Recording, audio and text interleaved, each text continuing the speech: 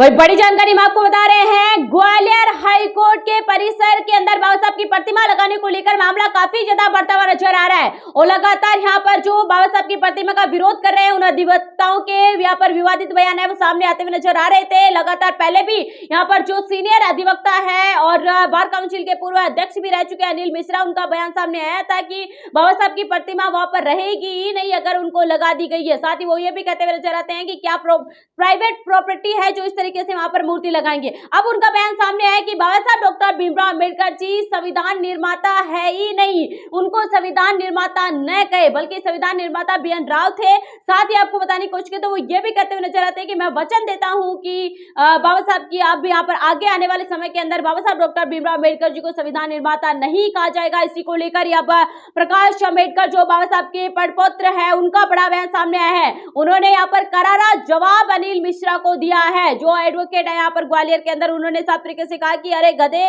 थोड़ा इतिहास पढ़ लो, बाजार में आधी अधूरी बातें फैलाई जा रही है। जो लोग कह रहे हैं कि BN राव ने प्रारंभिक मसौदा तैयार किया था उन्हें पता होना चाहिए कि BN राव ने बस विभिन्न उप समितियों और विधानसभा की रिपोर्टों और बहसों को संकलित कर मसौदा यहाँ पर तैयार किया जिसे बाद में मसौदा समिति को सौंप दिया गया। बाबा साहब ने मसौदा समिति का नेतृत्व किया, संविधान सभा के मसौदा में संशोधन किया, इसे अंतिम रूप दिया। सामाजिक न्याय समानता जो हमारे संविधान का सार है वो बाबा साहब का श्रम है।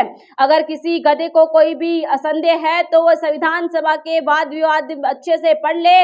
बाबा साहब को भारतीय संविधान के मुख्य निर्माता के रूप में मिटाने का ये प्रचार ब्राह्मणवादियों को और मनवादियों की नई साजिश है। तो ये यहाँ पर अनिल मिश्रा को एक तरीके से जवाब दिया है प्रकाश अंबेडकर ने। तो ये बड़ी जानकारी मैं आपको बता रहे हैं इस मामले के अंदर किस प्रकार से प्रकाश अंबेडकर ने यहाँ पर कड़ी फटकार है वो एडवोकेट अनिल मिश्रा को लगाई अपने ट्विटर अकाउंट से ट्वीट करते हुए।